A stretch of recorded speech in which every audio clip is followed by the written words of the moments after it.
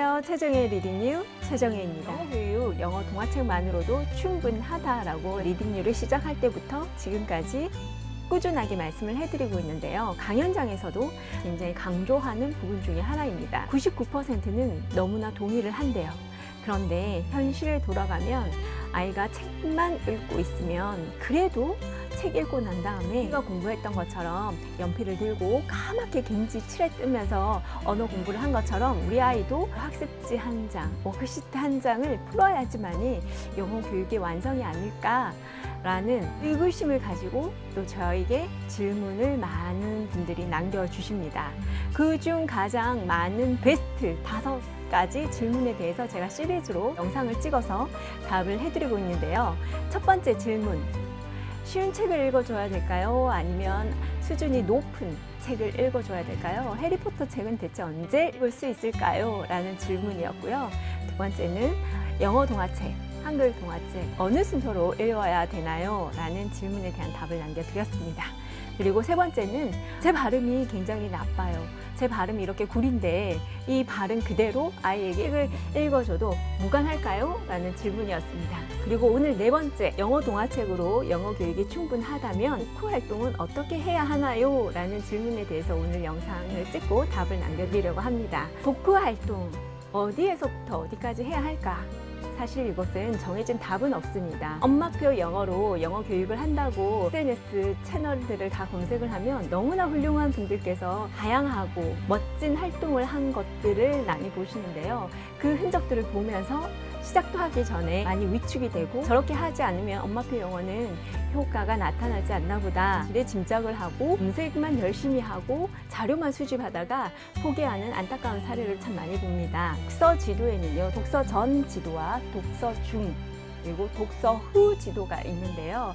이 세 가지 중에서 가장 중요한 단계가 언제냐고 묻는다면 저는 당연히 독후 활동이 아니라 독서 전 활동이라고 말씀을 드립니다. 독서 전 활동이라는 것은요, 아이에게서 아이로부터 책을 읽고 싶은 마음을 들게 하는 것, 그 마음을 불러일으키는 것, 그게 독서 전 활동이거든요. 독서 전 활동은요, 형식이 없어요. 그리고 행정적인 절차도 없고요. 집 아이가 좋아했던 책을 우리 아이가 좋아한다는 보장도 없고요. 좋아할 수도 없고, 옆집 아이가 좋아한 방법으로 우리 아이에게 적용을 한다고 해서 우리 아이에게도 이게 옳은 방법이지 않기 때문에 독서 전 활동은 아이의 성향, 부모의 성향, 지금까지 습관을 어떻게 들여왔는지에 따라서 아이 개개별로 다 다르기 때문에 이건 엄마가 내 아이 관찰을 충분히 했을 때 효과가 극대화되기 때문에 독서 전 활동은 아이들마다 다 다릅니다.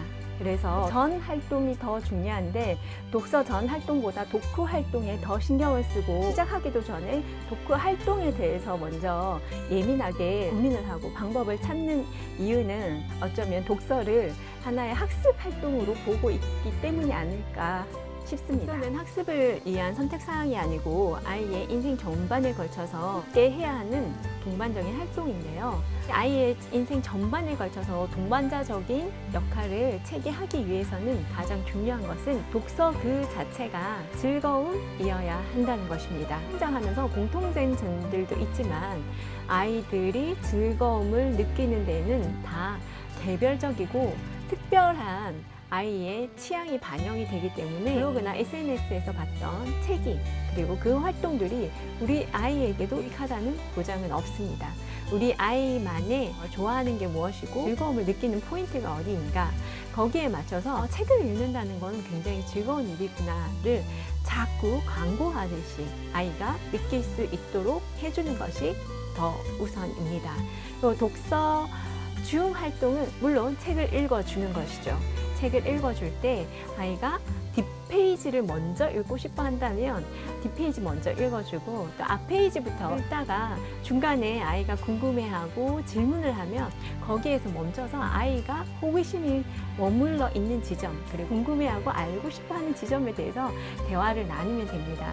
근데 우리는 책을 읽는데 아이가 어제 읽었던 책을 오늘 다시 읽어달라고 하면서 아이는 그 장면이 다시 보고 싶어서 아마 책 읽어줘 또 읽어줘 했는데, 우리 어른들의 생각은 어때요? 책은 처음부터 끝까지 다 읽어야 된다는 생각에 페이지를 넘기려고 하면 그걸 절대 못 넘기고 아이 손을 꾹 잡고 그 순서대로 읽어주려는 마음이 있어요. 그런 마음들이 아이가 책 읽는 건 즐거움이구나를 느끼기도 전에 내가 좋아하는 페이지에 좋아하는 장면을 읽으려고 하면 이렇게 지겨운 과정을 거쳐야 되고 내가 원하는 대로 되지 않는구나를 먼저 느끼게 되면 책은 아이의 수준에서 멀어질 수 있어요. 책을 읽는다는 거는 아이에게 글을 가르쳐주고 아이에게 지식 전달을 하기 위해서가 아니라 책 읽는 그 자체가 정말 재밌는 일이다 라는 거를 전달하고, 그리고 책 읽는 그 행위 자체가 아이와 이 책을 매개로 대화를 하고 감정 소통을 하기 위한 순간이다라는 것만 깨달으면